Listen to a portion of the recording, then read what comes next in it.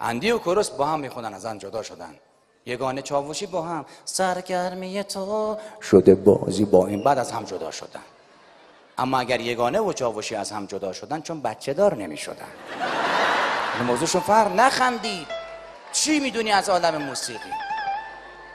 من سالها بود فکر میکردم کامران و هومن زن و شوهرن، بعد فهمیدم خواهرن اینا با هم. من هولم نکنی، من هولشم دست پاچه میشم. شلوغش نکن. ببین یه خاطره برات بگم. دوستی میگفت تو تاکسی نشسته بودم 500 پاره دادن دست راننده، انقدر استرس گرفته بودم به راننده میخواستم بگم همین بغلا پیاده میشم، گفتم همین بغلا پاره میشم. استرس به من وارد نکنی خواهش میکنم. من همینجوری الان در مرز جرم، اوضاع خطرناکه. اما از یگانه و چاوشی میگفتم.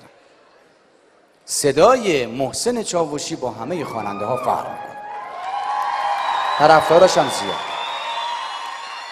من نمیدونم چرا اصلا کنسرت نمیذاره. ما یه چیز عجیب براتون میگم، حالا چون بحث خوانندگی هم شد، حالا به اون بحثم میرسیم کم کم. اما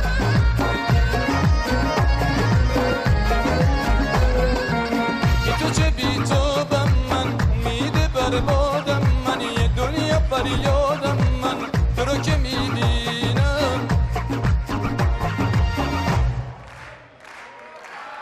دیوونه منم.